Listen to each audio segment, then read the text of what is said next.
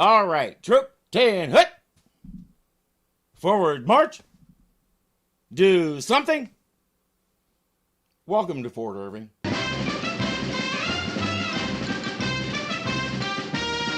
You never know what you're going to see on any given day at Fort Courage. Dum dum dum dum.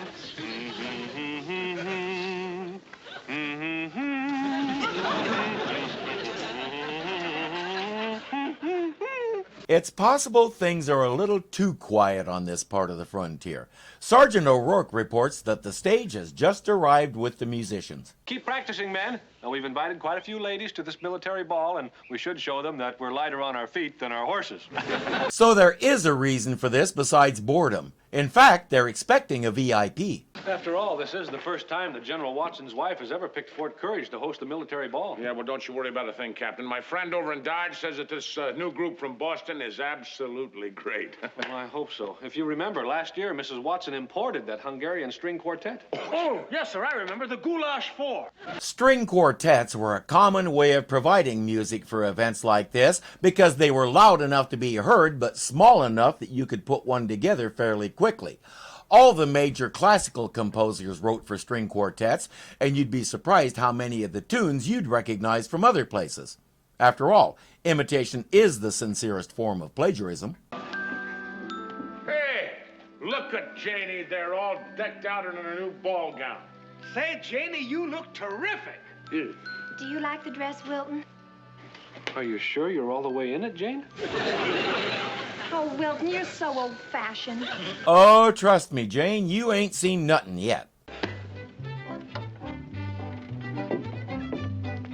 You must be Sergeant O'Rourke. Oh, right, yeah. We're the group you hired to play for your military ball. You're kidding. You're the group? That's right, Captain. We call ourselves the Bedbugs. Yes, these guys are 1877 vintage rock musicians. The Beatles made their first trip to America 3 years before this, and the old guard were still trying to figure out what to make of the British invasion. Besides the Fab Four, you had the Rolling Stones, the Zombies, Peter and Gordon, Jerry and the Pacemakers, Herman's Hermits, and if you were over 40, your head was about to explode. I think every sitcom had to do an episode knocking this new music.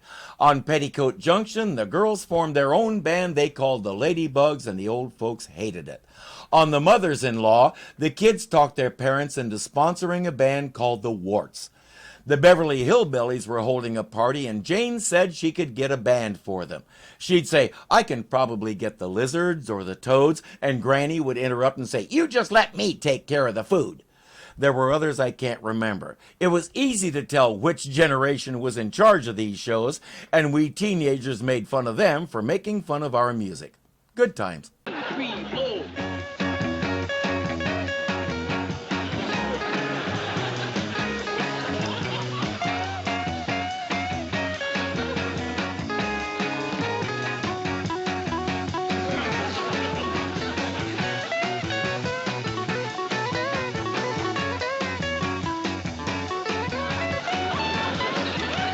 I let that run because I assume there's no copyright on Camptown races anymore, in any form. These guys called themselves The Factory, and they were a comedy team that did things like this. I wasn't able to find that much information about them, but what I saw here was enough to make me a bit of a fan. And at least one person liked it. Captain, the boys are ready to play another number for you. Hey, forget about it, Agarn. We're going to pay him off and send him back to Dodge. But you can't do that, sir. Corporal, the Bedbugs have got to go. Begging the captain's pardon, sir. I think they deserve another chance. They've got a new sound. Those Bedbugs really jump. Yeah, well, so do grasshoppers, but we don't want them playing at the ball. Agarn is persistent enough that the captain says, okay, we'll give them one more listen. How about a waltz? Right, Captain. And a one, and a two, and a...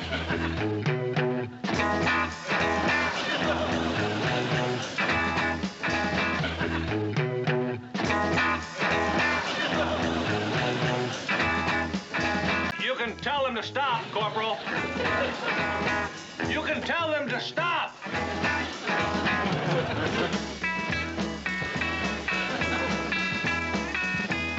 It's too late, Captain.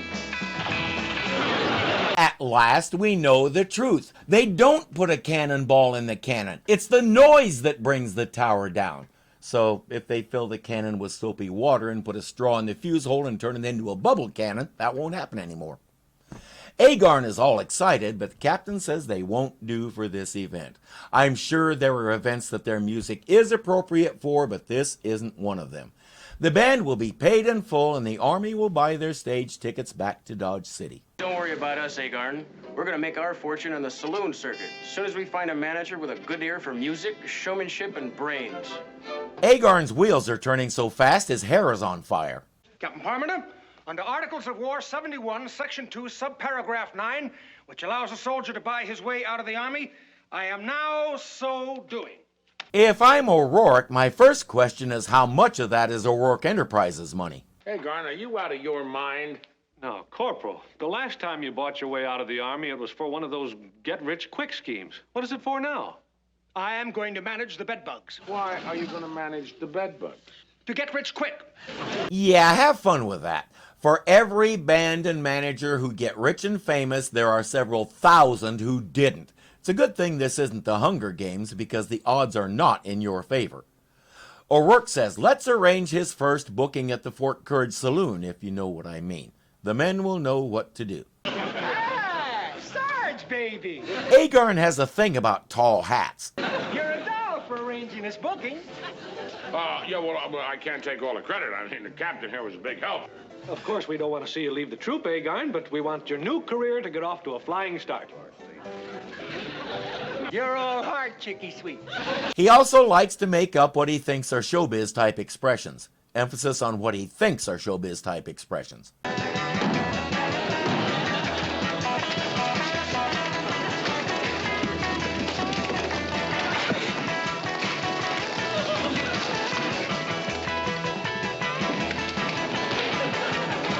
I don't think I'd go as far as throwing food, but I wouldn't stay. These guys are terrible. They're supposed to be, so the factory is doing their job well, as if they're actually playing anything, as we know. The drum set that he can carry with one hand is a nice touch.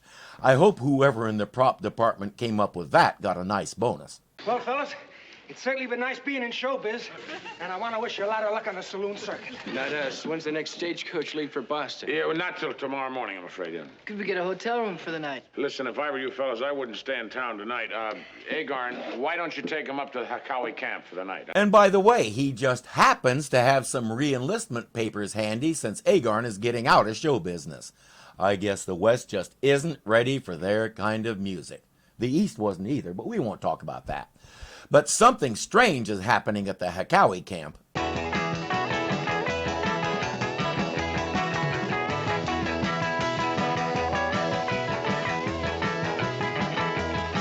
the music! Now, wait a minute, Chief. You promised no flaming arrows. Wild Eagle love Bedbugs. They could be big hit at the Play Brave Club. He says there'll be a big hit on the teepee circuit. So much for re-enlistment.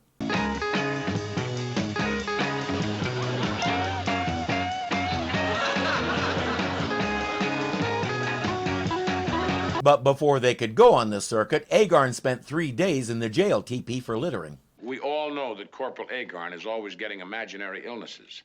So if he thought that music was really affecting his ears...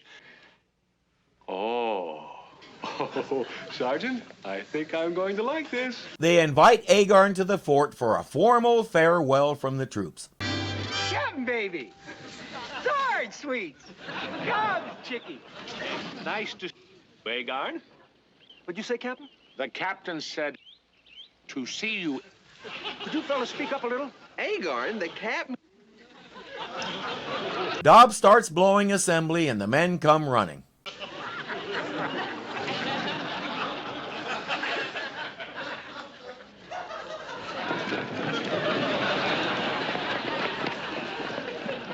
Needless to say, it's working. Men, gathered here, farewell again, comrades, Corporal Randolph. He has been a soldier to F Troop. Ever wonder where Wayne's World got the idea? Rulers, ox and a Makita cup. And then I think I would like a large with cream. Agarn is ready to re-enlist so he can get medical treatment for his ears. O'Rourke has the papers, and there's a pen in the captain's office. Fermenter, now that Agarn's gone, can we all talk up again? I stand corrected. It was working. We had your best interests at heart. Yeah, we were just trying. Sorry, Cat Baby. I'm back in service. And that's 3 days in the fort stockade for littering a military installation. Unfortunately for the captain, before he could write up the formal charge, Agarn's horse ate the evidence. Jane reports that the ball has been postponed, but that doesn't help the immediate problem. The Hakawees are sold on the Bedbugs. But Jane has an idea. Suppose there was a band they liked better. Meet the Termites. And a one, and a two. Lemon tree, very pretty, and the lemon flower is sweet. But the fruit of the poor lemon is impossible to eat. Will Holt wrote the song in the 1950s. It's based on a Brazilian hit, and pretty much everybody covered it. Peter, Paul, and Mary recorded it in 1962, and the following year, Chad and Jeremy used it as a B-side for their huge hit, Yesterday's Gone. Trini Lopez's version had the best run, but it seemed like anyone who had ever had anything to do with folk music had to record it at least once. The statement we're making here is pretty in your face. This kind of music is acceptable as modern. That stuff isn't. You must choose. But choose wisely. Termites are in, bedbugs are out. You have chosen wisely. The Bedbugs are on their way back to Boston. What about their manager? Termites? He's your new manager. Oh, you really mean you'll handle us, Agarn? Captain Baby, you must be joking. I got it all figured out. They aren't so sure about this tour he's setting up. No, we demand bigger and better bookings. How about San Francisco? I hear they pay big money on the Barbary Coast. I'd like to start in Kansas City. I've got some folks living there. No. I think we should go right to New York. I don't know. I don't think there are a whole lot of teepees in New York. The first thing we gotta do is settle a billing. Being the only girl, I think my name should go on top. Yeah, that makes sense. Well, I got out of the Army with the highest rank. Yeah, that also makes sense, so you get two announcers and have them say both your names at the same time. Play lead flute. Now, wait a minute. I'm your manager, and I'll decide all You that. will not decide anything. You're working for us. I was working for you, but nobody is going to push me around. Wait a minute, Agarn. Where are you going? Back to F Troop, where I can push people around. No, he won't figure out that that was the goal all along. That's one of the many beautiful things about Corporal Agarn. The next question, how perturbed is Wild Eagle going to be when he finds out this is the Termites' one and only concert, and he just gave the Bedbugs their walking papers, so now he's got zilch. And by the way, Agarn got a letter from the Bedbugs. They were a huge smash in England, did a command performance for the Queen, and are probably going to be knighted. Yeah, well, that's showbiz, baby. Thing is, he wasn't talking about taking them to England. He was talking about the Chippewas and the Apaches. That's a very different tour with very different accents. If you're enjoying this, be sure to click the thumbs up button to show you like it. If you're not subscribed yet, punch me in the face right here and get it done. And don't forget that you can become a patron and help keep this kitty fed. The link is below. Until next time.